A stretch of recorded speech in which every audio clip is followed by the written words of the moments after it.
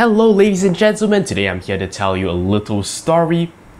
Now, here's how it all begins. You may or may not know that recently I've actually bought a new laptop. It's right here. It's a Dell 5379 2-in-1 convertible laptop because that's, cool.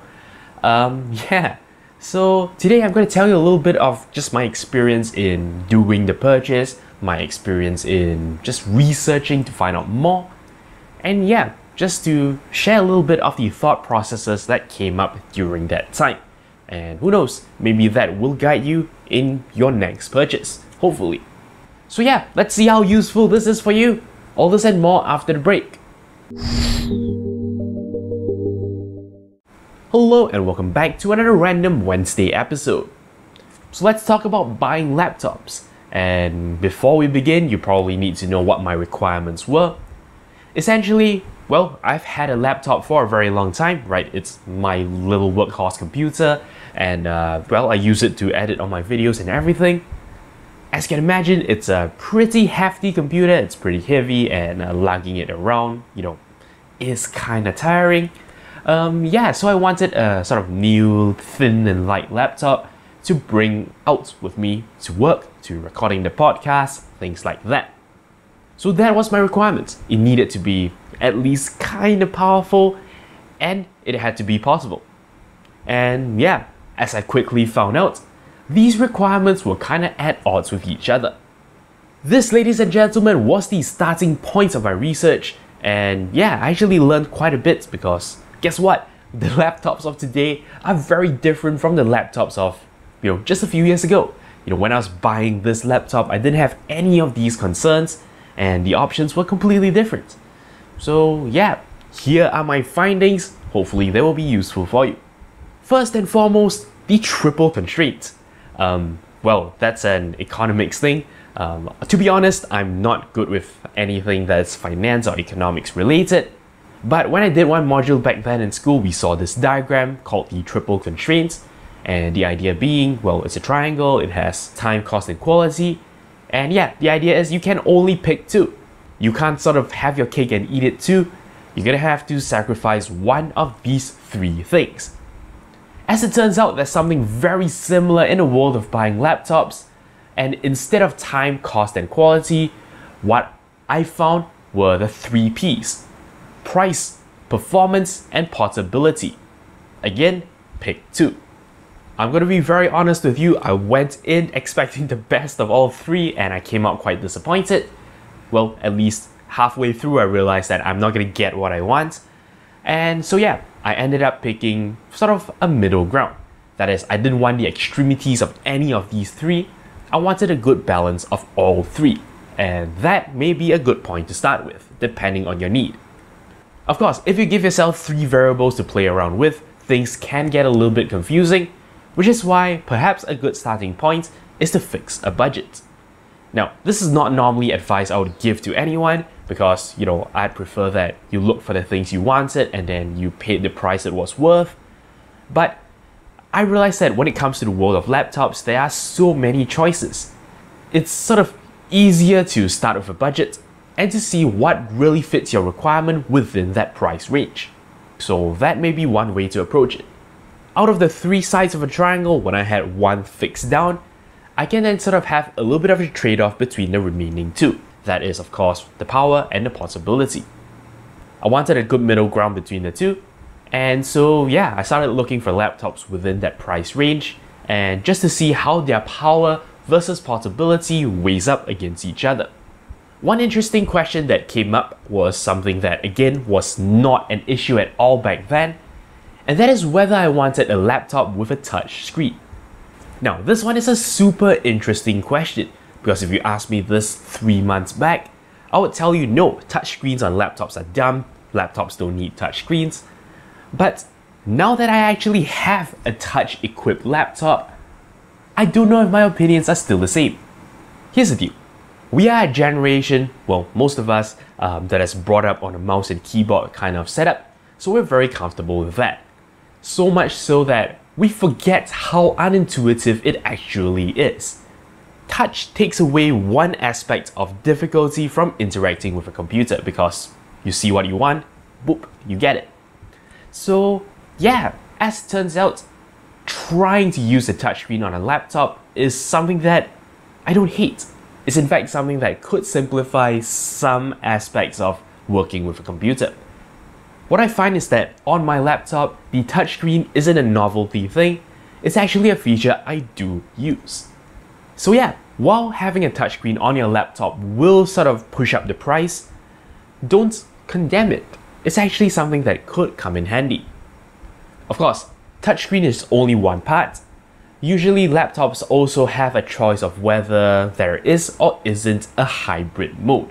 And of course, a hybrid mode means somehow being able to convert your laptop into a tablet. This generally comes in two forms. There is a kind where sort of the screen actually detaches from a keyboard, so you can just put your keyboard away and the screen itself becomes a tablet. Now, mine isn't like that. Mine actually is the other kind, which folds back. So here's the body of my laptop, right? I could actually just twist it back. The angle's a bit awkward, but yeah, the idea is you can actually close it back against itself, and you have the keyboard sort of awkwardly hanging at the back, but the front of it is just a tablet, right? Hold it in portrait mode and it just switches. Yeah, so that is what they call a sort of hybrid or tablet mode.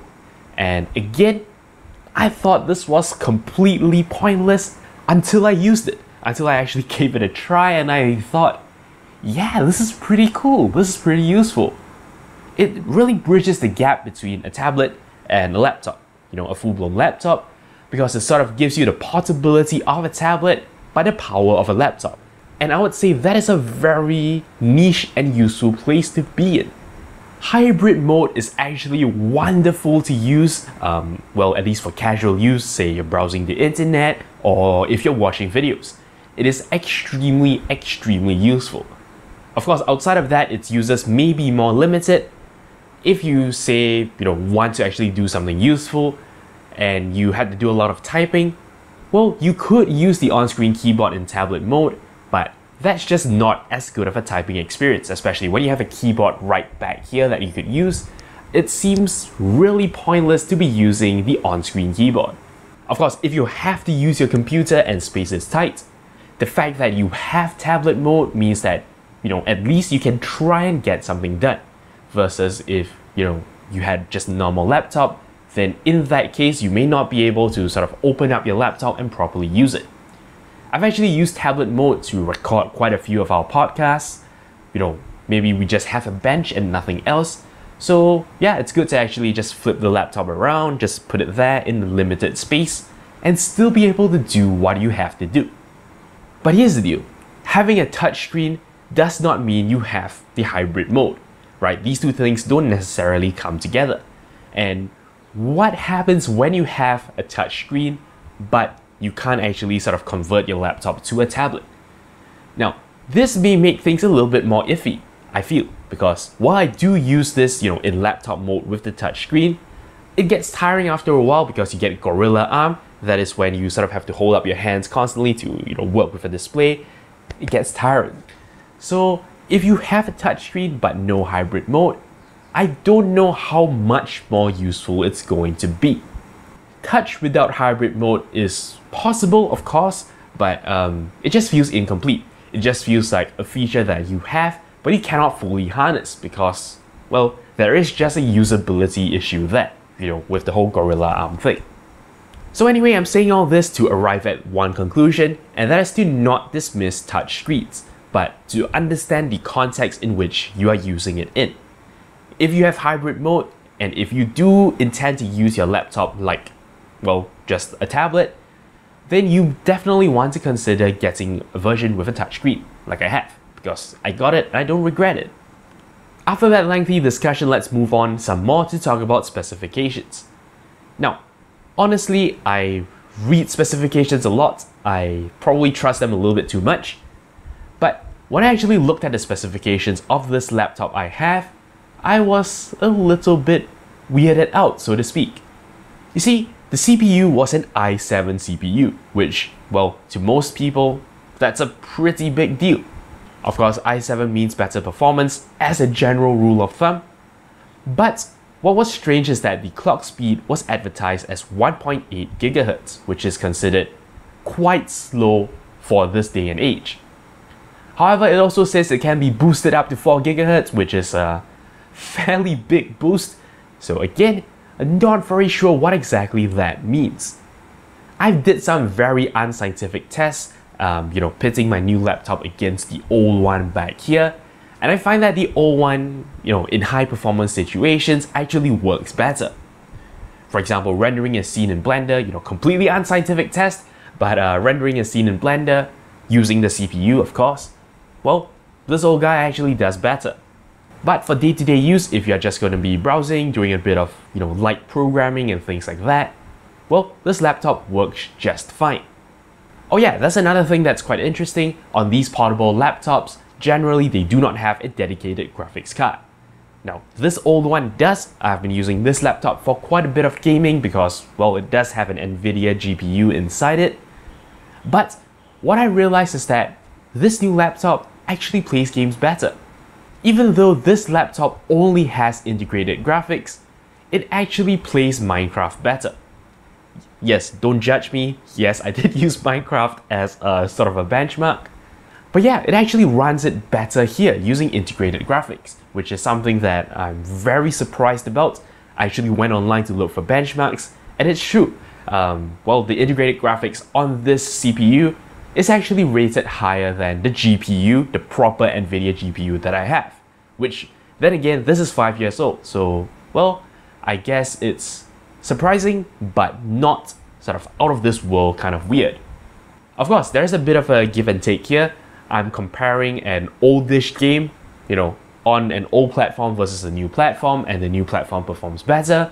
Of course, you would expect newer games to be more, demanding.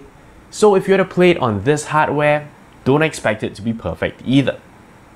I was also faced with, the difficult decision of choosing between a hard disk and a solid state drive. Now, what I have here is a 1 TB hard disk, which is huge. But of course, hard disks have their disadvantages. They are of course slower and heavier. But again, going back to our triangle, it is the same three things. If it's slower and heavier, it's cheaper. If you go for an SSD, it's faster, it's lighter. Well, you pay the price for that. Again, just like the CPU, I don't think it's an issue for casual use. When I first bought this laptop, I felt it was a little bit slow, but it seems to have improved over time. So probably the first couple of runs, it was doing a lot of updates on installations and setups in the background, and that's why it was slow. But yeah, with a bit more use, it actually felt okay, and that's a good thing. So again, don't dismiss hard disks, they aren't all that bad. And that's of course not to mention that you get quite a lot more storage at a much lower price. Moving beyond these couple of more technical points, there are of course a few other things you can look at to shape your decision. Firstly, reviews are your friend, and reviews with the plural at the end, right? Because you don't want to just get your information from one source. Try and look around, see what other people have experienced with the particular units that you're looking at. Of course, hopefully by this point, after thinking of all the technical features, you would have narrowed things down to maybe about 3 units or less, hopefully. Yeah, then look into the reviews. Do note, of course, that there is this kind of obnoxious little pitfall, and that is manufacturers sometimes like to release products under the same name, but they're not really the same.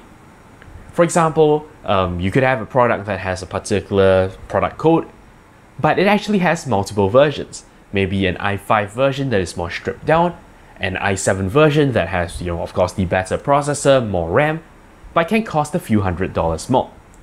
So yeah, when you're looking up reviews, make sure you're looking at the right unit. Usually what I find is that when you search for a particular unit and you say, bracket i5 or bracket i7 at the end, it can help you narrow your search better.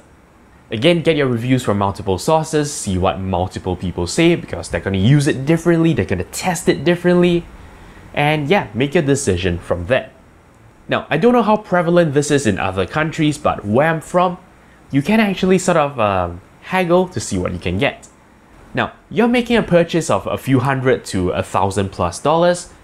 Usually shops will be nice enough to either give you a discount, a free upgrade, or at least a freebie of some sort. I managed to haggle a mouse into this right? It's not much, it's a cheap mouse, but they also gave me a case, which, well, I think they give that to everyone. But yeah, that case was actually worth quite a lot, and there are more pockets than I know what to do with, so that's a good thing, I guess. But of course, the upgrades are the most important. I actually had a shop offer to give me an SSD, a fairly big SSD for just, not very much money. It's a free upgrade on their part, which is really nice of them. I ended up not taking up their offer because, that laptop was still a little bit bulky. But yeah, the idea is don't just look at specifications online, because those will give you the out-of-box specifications. When you're physically at a store, you may want to see what additional value you can get. And when you have that, you would of course want to take that into consideration. Again, since you're usually paying quite a lot, stores will be quite willing to see what they can do to sweeten the deal for you. And finally, as a parting word of advice, just don't worry too much. Know where your bare minimum requirements are. And yeah, as long as you have those, basically beyond that, you're gonna have a lot of options to choose from. If you carefully scrutinize every single option, you'll be around for a very long time. What I did was I just sort of had a rough glance and fairly quickly narrowed things down to about 3 or 4 different units. And from there, that is where I started to delve deep to see which one I should actually get. The truth is, when you have a fixed budget, especially when the budget isn't considered high, you are probably not going to get the perfect candidate. Something has to give, but chances are it's going to hurt less than you think. As long as you stick to your bare minimums, you'll be fine. Eventually, after going through that entire thought process, I ended up with this unit. And when I bought it, I wasn't very sure, whether I made the right choice.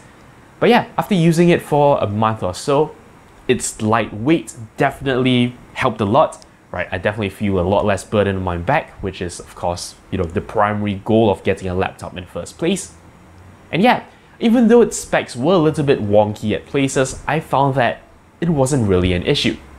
Ultimately, because I'm not getting this as my main laptop, I still have my main laptop, and still this could actually take over it in a pinch.